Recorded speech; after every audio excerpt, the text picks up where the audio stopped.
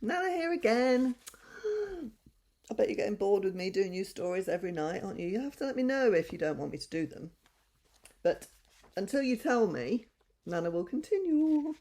So, let's move you out a bit. There we go. Tonight's story is called Mr. Wiggles' Scissors. So, hopefully you'll enjoy this. And so if you're all snuggled, ready for bed, I will read it to you. Mr. Wiggle was a tailor who made a lot of money. He lived in Fiddletown and he owned a marvellous pair of scissors that people came miles to see. These scissors were made of pure gold and he had a magic spell in them. Wiggle had only put them down on a piece of cloth and say, "Scissors, cut out a dress," or "Scissors, cut out a fine pair of trousers." And at once the golden scissors would set to work. They saved Mr. Wiggle a lot of time and trouble, besides giving him a great name for a wonderful dress and tunic patterns. Even the Queen of Fairyland had been known to order a special dress from him. But Wiggle wasn't at all vain. He lived in a little cottage and worked hard all week in and week out, and there was just one thing he wanted and had never had. And that was a chance to be a chief brownie in Fiddletown and sit on the silver chair at all the town meetings. But only clever brownies were allowed to do that, and although Wiggle was really very thoughtful, wise brownie, he was also quiet, and that no one really thought of him as clever, and he was never voted for a new chief brownie when he had to be chosen. Now one day a strange piece of news went round Fiddletown. There was an empty house at the end of the village and someone had taken it to live in, and that someone was a witch. A witch in Fiddletown. That really was a most extraordinary thing, for witches did not usually come to live near brownies, and brownies hated witches and feared them. This witch was well known. Her name was Green Eye, and you can guess why. She was a wicked, sly creature, always making up strange, cunning magic. She had been banished from the last town she had lived, and when she heard of the empty house in Fiddletown, she thought it would suit her well and moved in the very next day. "What are we going to do about Witch Green Eye?" asked the brownies at their next meeting. Mr. Hayho, the chief brownie, sat in the silver chair and looked solemnly at everyone. Really, something would have to be done, he said, but nobody knew what. "Well," said Hayho, rising from his silver chair, "if anyone thinks of a really good idea, he had better be the chief brownie next, because I can't think of anything." Mr. Wiggle the tailor went home and thought hard. Here was a chance for him to be chief, if only he could think of a good idea. He sat down on his rocking chair and thought for quite 20 minutes. And at the end of the time he smiled. He had thought of a plan. His windows looked out onto the back garden of the witch's house. Wiggle watched to see when the witch had her washing day. On the next Tuesday, he saw a great many clothes hanging on the line. He quickly put on his hat and he went to call on the West Wind, who was a great friend of his. "West Wind," he said, "would you do me a favour? There's a nasty old witch living just near my house, and she's hung all her washing out on the line. Would you please go and blow it all away and hide it for a little while where she can't find it?" "But what for?" asked the West Wind in surprise. "Never mind what for," answered Wiggle. "I've got a really good reason." "Very well," said the Wind, laughing. "It will be a good joke. I'll go along with it for now." So when Green Eye the witch looked out of her window to see her clothes were drying, she got a terrible shock. The West Wind had just that very minute blown along and was sweeping every single one of her nicely washed clothes off the line. Away they went, 2 dresses and 2 cloaks, 3 petticoats and a veil. West Wind blew them up the hill and down the other side, and Green Eye raced after them, but when she got to the top, they were nowhere to be seen. West Wind had hidden them away very cunningly. "Oh, you villain!" cried Green Eye to the Wind. "You've stolen all my clothes. Now I shall have to go and buy some more." That was just what Mr. Wiggle the tailor wanted. He peeped through his window and was delighted to see the witch walking towards his shop. Soon she had opened the door and walked in. "Hello, Mr. Wiggle," she called, banging on the counter. "Where are you? Don't keep me waiting." "Sorry," said Wiggle, coming out of his workshop. "I'm very busy at the moment."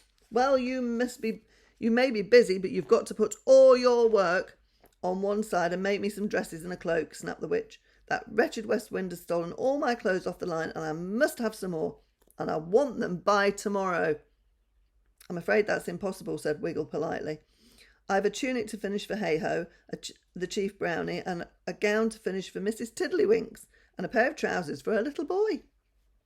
Don't be silly, said the witch sharply. You must put everything on one side and make what I want. You don't want me to turn you into a black beetle for disobeying me, do you? No, I don't, said Wiggle, pretending to be frightened, but I really must finish these jobs first, Witch Green-Eye. But I have an idea. Perhaps if I lent you my magic scissors, you could get them to cut out what you want and then sew the things together yourself. It's the cutting out that's so difficult, isn't it? But if you had my scissors, you could easily get them to do the hard part for you, and then it wouldn't cost you much to have the things you want. You could just sew the seams yourself. That's a good idea, said the witch, who was always pleased to save some money when she could. Where are these scissors? I'll go and get them, said Wiggle, and he went into his workshop, grinning to himself. He picked up his golden scissors, took half the spell out of them before he gave them to the witch. She didn't wait to thank him, but went straight off to her house with them, planning all the dresses she could have. She pulled some material from a box and spread it on the table. Then she popped the scissors on it and commanded them to set to work. In a trice they opened themselves and began to cut the cloth out the shape of a dress. The witch was delighted. She laid out another piece of cloth and the scissors cut the cloak for her. Then she thought she would sew up the dresses and the cloak, and she put the scissors on her kitchen dresser. But how great was her surprise to hear them still clipping merrily away. She looked up and saw that they had jumped to the curtains and were busily cutting out the shape of a coat. You wicked things, stop at once, cried the witch in a rage.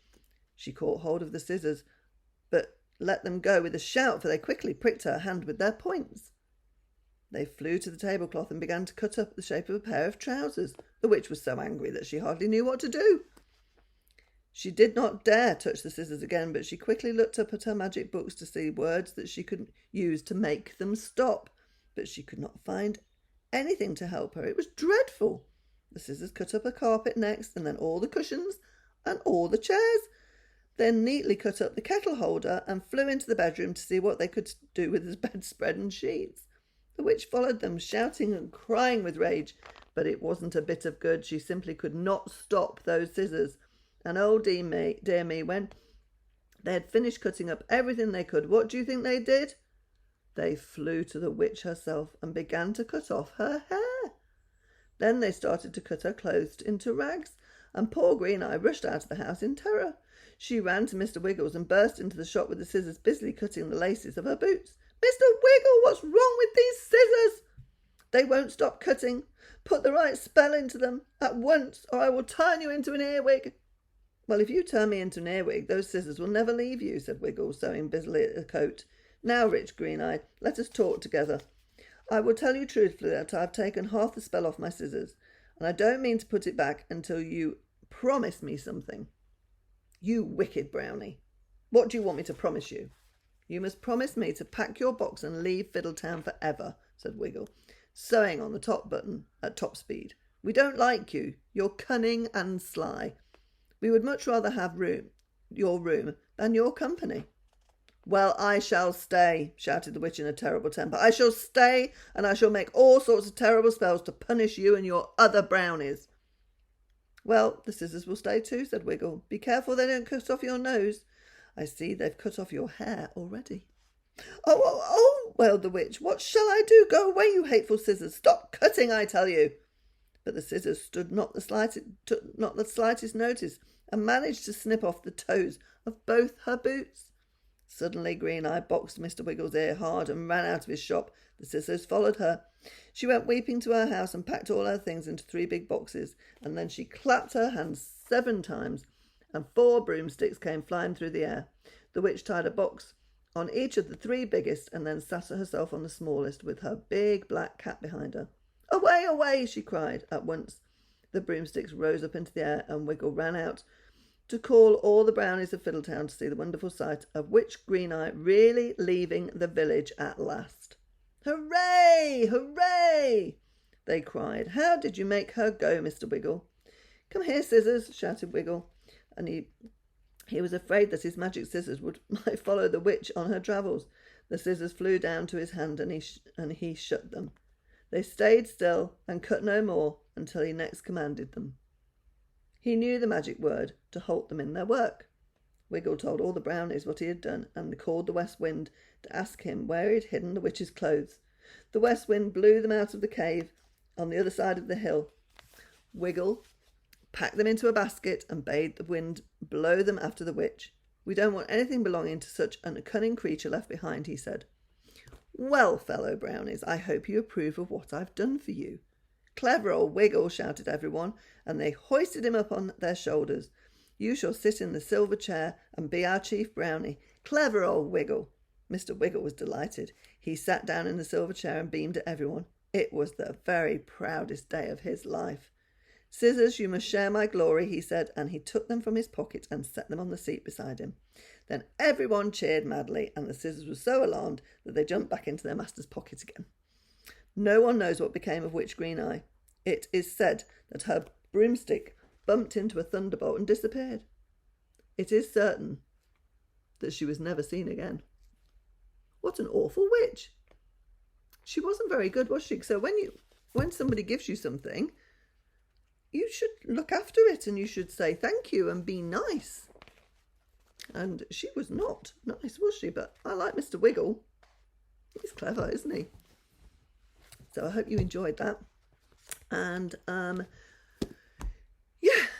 sleep really well. I love you loads and loads. So night night, Ruby and Max. I love you, love you, love you. And night night, Torby and Atty. I love you, love you, love you.